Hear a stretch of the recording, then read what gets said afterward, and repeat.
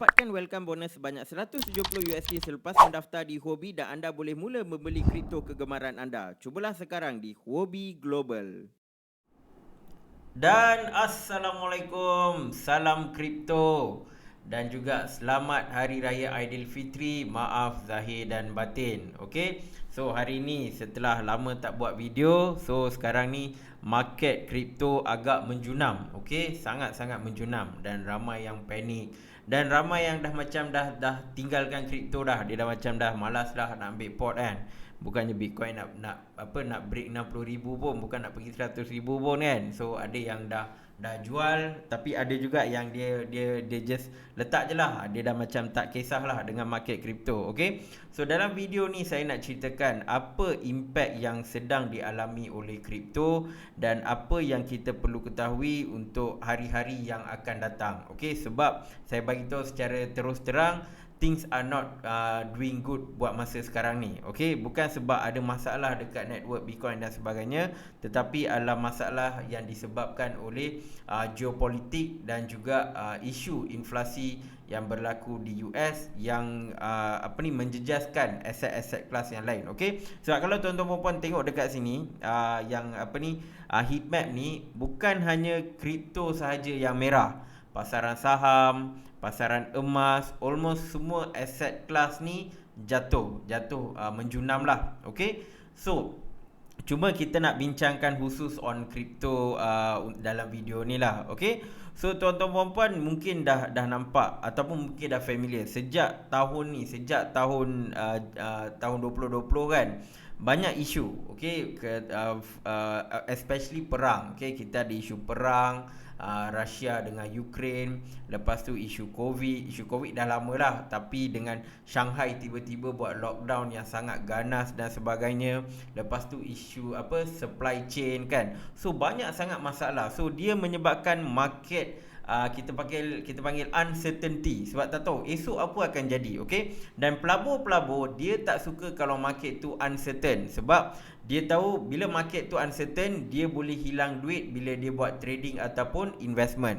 Jadi kebanyakan pelabur mungkin dia akan hold dulu untuk buat sebarang investment. Sebab tu kita tengok even dekat Bitcoin pun, kalau kita tengok volume, demand dia agak rendah. Okay, so saya buka buka chart dia, lagi senang nak explain. Okay, so kalau tengok video saya yang lepas, bila saya buat on technical analysis, saya ada ceritakan tentang ada possibility untuk bear flag. Okay, dan sekarang ni memang terbukti. Kita dah nampak dia punya pattern bear flag lah. Inilah pattern bear flag, lebih kurang bentuk dia macam ni. Okay, so kalau kita tengok dekat sini, memang kita boleh nampak pattern bear flag tu dah mula menampakkan diri dia.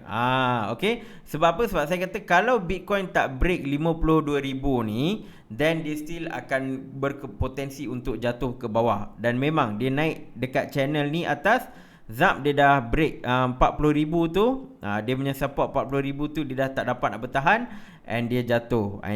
Sekarang ni dekat 33,000 lah. Okay, so kalau yang last hari tu dia jatuh dekat 32,000 sampai bulan Januari.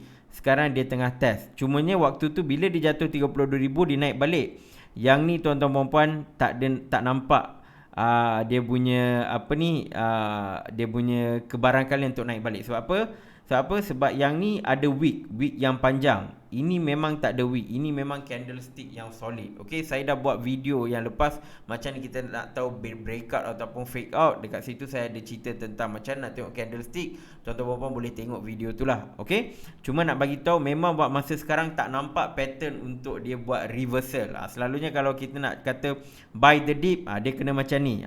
Kita nampak satu support level, kita nampak macam dia nak buat reversal, then boleh buy the dip. Ini kita panggil falling knife. Dia tengah menjunam. So on daily chart saya tak nampak lagi dia punya support level lah buat masa sekarang. Tetapi saya punya draw support level saya letak dekat 30,000. Okay, dekat 30,000. Dan kalau tengok dekat bawah ni, ini adalah RSI mungkin akan menjunam lagi. Dan kalau dia masuk dekat kawasan kurang daripada 30, kita panggil oversold. So kalau oversold ni, itu adalah selalunya tempat yang bagus untuk kita buat pembelian lah. Okey, tak banyak berlaku oversold. Last berlaku Januari. Okey, bila berlaku Januari, dia buat kenaikan sikit lah. So sebelum ni rasanya waktu bulan Mac hari tu. Ni oversold bulan Mei tahun lepas.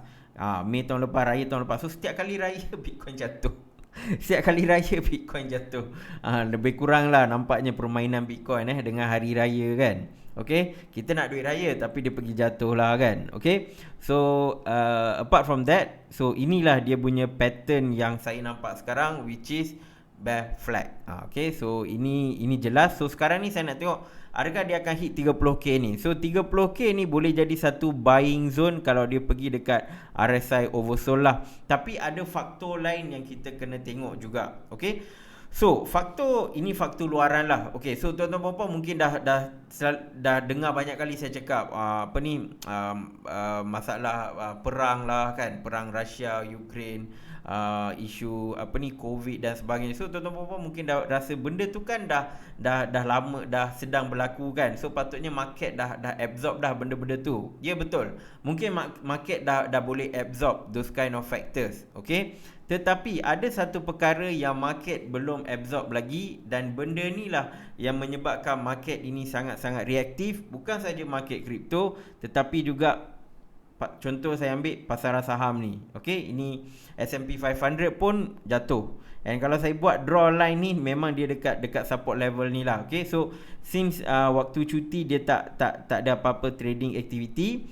So hari ni hari Isnin, malam ni dia akan start. Okay, so most to most hopefully dia naik ke atas lah. So kalau dia start buat kenaikan ke atas, most likely Bitcoin akan ikut. Tapi kalau dia still nak menjunam ke bawah, kan, then Bitcoin boleh menjunam ke 30,000 mungkin dalam hari ni atau esok.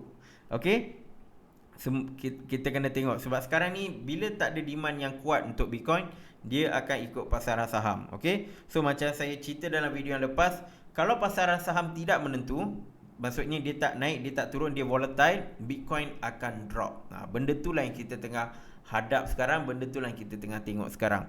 So sekarang ni saya nak cerita dekat tuan-tuan puan, ini yang paling penting.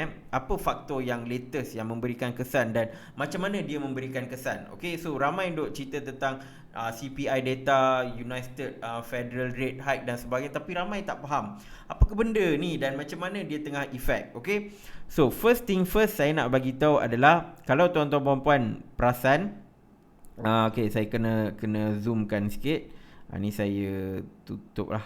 Okay, so kalau tuan-tuan puan perasan kan, United States ini yang Federal Interest Rate Decision. Okay, nanti saya terangkan dengan lebih lanjut. So dekat sini dia buat pengumuman pada Mei 2022. Kalau tuan-tuan puan tengok dekat sini bulan Mei ni, dia dah naik. Ramai yang dekat sini terciduk sebab dia ingat lepas keluar report regarding Fed rate hike tu, rupanya market dah positif dan sebagainya. Tak. Market bagi orang terciduk adalah, okey. So kenapa benda tu berlaku? Okey, so benda ni yang kita nak sembang. So lepas tu dia terus drop. Sebenarnya market memang bila kita tengok dekat sini, okey, Fed rate hike ni okey, dia naik. Dia memang dia orang forecast dia akan jadi 1% and actual dia memang jadi 1%. Dia memang ikut forecasted. So maksudnya dia memang dah price in dah benda tu. Tetapi ramai yang tak nampak bahawa kenaikan dari March 16 yang last dia bagi tahu adalah 0.5%. Dan pada Mei 4 ni dia dari 0.5 jadi 1%. Maksudnya kenaikan dia adalah 50%. Okay, so maksudnya dia adalah kenaikan yang besar. Walaupun dia dah price in, tetapi impact dia tetap akan ada. Okay, so nampak tak dia punya ni. So kalau tuan-tuan puan tengok all this while dia punya Fed rate hike ni kan, so dia memang dari 2017 lah ni. So kalau kita tengok last is on bulan 3 2020, ataupun kalau kita ambil dari bulan 2019 ni lah, bulan 6 2019, dia punya rate hike ni semakin lama semakin turun. Semakin turun, dan sejak bulan 3 2020 dia mendata, tak ada apa-apa pengumuman. Tetapi sejak bulan bulan March, dia dah mula naikkan secara agresif. Ni dia naik 0.25 ni kenaikan 50% dan ni pun kenaikan 50%. Okey, jadi kenaikan 50% ni sekali okey, tapi kali kedua nampaknya market tak cukup strong untuk absorb. Okey, dia dapat absorb pun hanya untuk sehari, lepas tu dia drop. So tuan-tuan puan mungkin nak tahu apa maksud apa ni bendalah ni, Fed rate hike ni kan, Fed interest rate decision.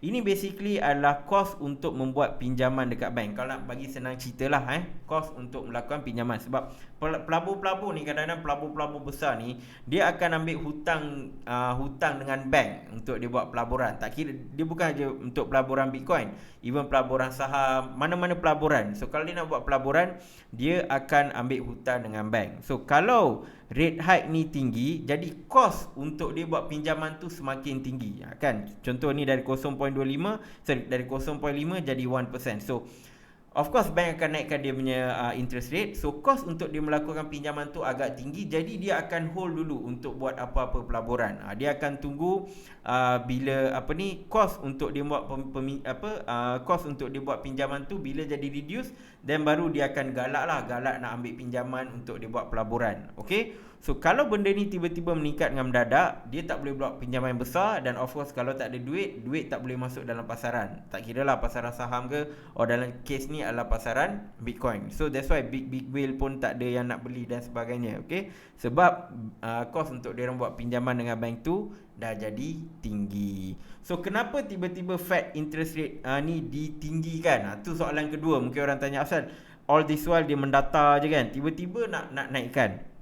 Di sinilah kita nak tengok US Consumer Price Index, CPI, ataupun ni paling orang relatekan dengan inflasi. Okay, so kalau kita tengok ni tuan-tuan puan-puan, ni dari tahun 2018 semua dia bawah 2% ataupun bawah 3%, 1% to 3%. Okay, tetapi sejak bulan sejak bulan 5 2021 menaik dengan mendadak. So first bulan berapa ni? Okay, bulan 4 still 2.6%. Lepas tu terus 4.2%. Yang forecasted 3.6 tapi dia jadi 4.2, lebih daripada apa yang dijangka. Dan sejak tu dia memang naik sampailah sekarang ni dekat 8.5%. Okay, so all this while diorang tak buat apa-apa. Okay, tapi bila dia tengok CPI data ni ataupun inflation rate ni dah terlampau tinggi, dan dia terpaksa ketatkan. Dengan menaikkan rate untuk pinjaman tu. Okay, Fed rate hike tu. Okay, so now harapan dia adalah bila dia buat benda tu, kemungkinan besar dapat mengurangkan inflation ataupun yang CPI data ni reading dia mungkin berkurangan. Okay, dan untuk pengetahuan tuan-tuan puan-puan, pada Mei 11 ni hari Rabu adalah hari yang penting. Ni lagi satu tarikh. Sebab apa? CPI data akan keluar. Okay, so US dia dah buat 2 kali dah. Okay, Federal Rate Interest Hike ni. So kali ini apa yang mereka harapkan adalah hopefully dia turun lah. So kalau tuan-tuan puan-puan tengok dekat sini, nampak tak forecast ni 8.1. Okay, so dulu dia forecast 8.4, actual 8.5, lebih tinggi sikit.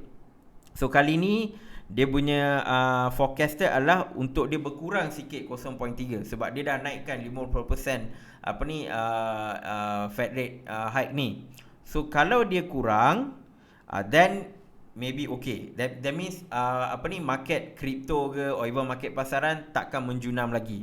Okay, kalau dia jadi lebih tinggi, ni 8.5. Kalau esok lusa, lusa lah Rabu. Kalau lusa rate dia jadi 9% ke apa ke, dan tuan-tuan puan-puan bersedia, harga kripto ataupun harga Bitcoin akan menjunam lagi. Okay, akan menjunam lagi. Okay, so ini adalah lagi satu date yang penting. So that's why kalau ada yang tanya nak beli sekarang ke tak, bagi saya tunggu dulu. Tunggu hari Rabu apa yang akan berlaku. Okay, ni termasuk kalau beli Bitcoin bagi saya okey lagi. Ni yang nak beli altcoin ni, nak buat trading untuk jangka masa panjang dan sebagainya. Ni my personal opinion lah, bukan financial advice. Tunggu dulu, tunggu apa data yang akan dikeluarkan oleh CPI ni. Kita tunggu actual dia berapa. Kalau dia ikut macam forecast 8.1, maksudnya dia dah turun lah. So kalau dia turun, then most likely prices mungkin akan naik sikit. Mungkin ada perkembangan positif dari sudut kenaikan harga kripto ataupun Bitcoin. Kalau benda ni naik, then dia bahaya. Okay, so ini adalah lagi satu date yang kita perlu tunggu. Okay, sebab yang ni setiap bulan dia akan keluarkan lah. Okay, so that's why inflation ni semakin lama semakin tinggi. So lot of reason lah, like perang dan sebagainya. So benda ni menyebabkan inflasi ni agak tinggi.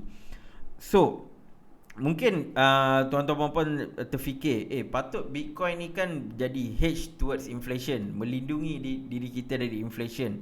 Yes, betul. Kalau kita tengok in a hyperinflation kind of situation, macam berlaku dekat Venezuela dan sebagainya, yes, mereka ada yang menggunakan Bitcoin dan gold untuk protect their asset. Tapi inflation yang sikit-sikit ni, dia akan memberikan sedikit kesan juga, sebab Bitcoin pun dia sedang ikut pasaran saham. So that's the thing yang kita kena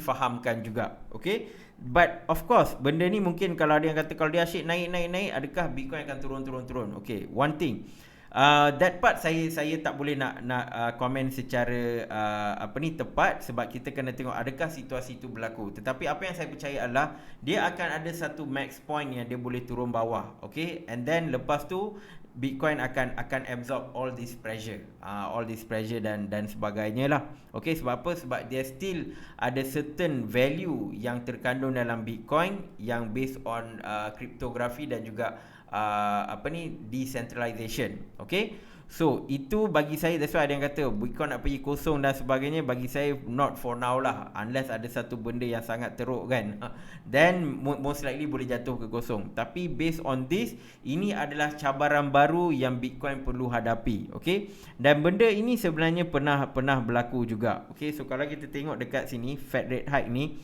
nampak tak? Ini adalah bila rate hike ni semakin tinggi dari tahun 2017 kan, sampailah tahun 2019.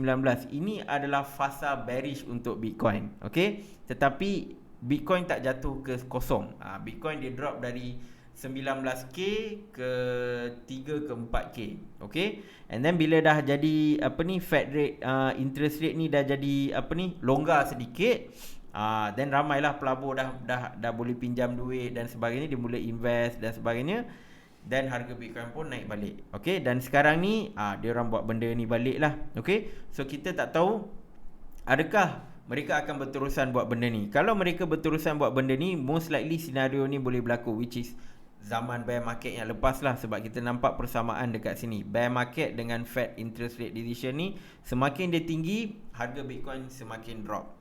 So sekarang ni dia dah buat benda ni, and that's why dia tengah drop sekarang ni lah. Okay, so ini adalah faktor terbaru yang memberikan sedikit kesan kepada harga Bitcoin. Okay, Bitcoin dah face a lot of problem. That's why video tahun lepas lagi saya ada bagi tahu, kalau nak jatuhkan Bitcoin atau nak bagi bear market start, hanya US yang boleh buat. Tapi saya tak tahu macam mana dia punya cara lah. So apparently this is the way yang diorang buat.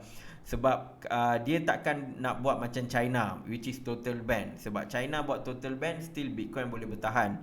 So apa yang dia buat? Dia buat cara ni lah, dengan bila inflation tu tidak dapat dikawal, and dia mula buat this kind of langkah-langkah yang memberikan kesan bukan saja kepada kripto, tetapi juga kepada asset class yang lain. Okay, so ini adalah sedikit sebanyak info yang saya nak share dekat tuan-tuan puan-puan, sebab ramai yang tengah panik kan, alamak tengah jatuh, adakah ini waktu yang terbaik untuk beli dan sebagainya kan. So inilah pandangan saya, tetapi ini bukan bermaksud yang tidak ada lagi peluang di dalam kripto. Tidak, kripto masih tengah bergerak dan masih tengah bergerak dengan pantas.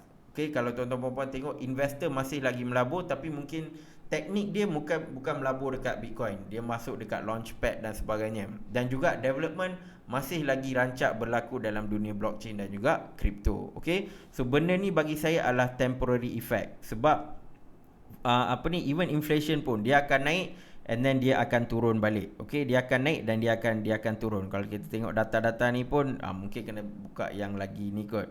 Dia akan naik dah. Ni. Kalau kita tengok yang max ni, ni sejak tahun 1970-an. Dia pernah naik kan? Dan dia turun. Dia akan naik, dia turun. Dia akan naik, dia turun. So of course, sekarang ni kita tengok memang kenaikan yang tinggi.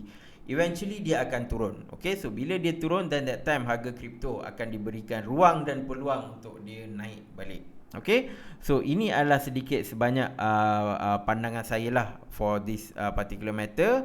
Dan insyaAllah kita akan jumpa di dalam video yang akan datang. Assalamualaikum dan salam kripto.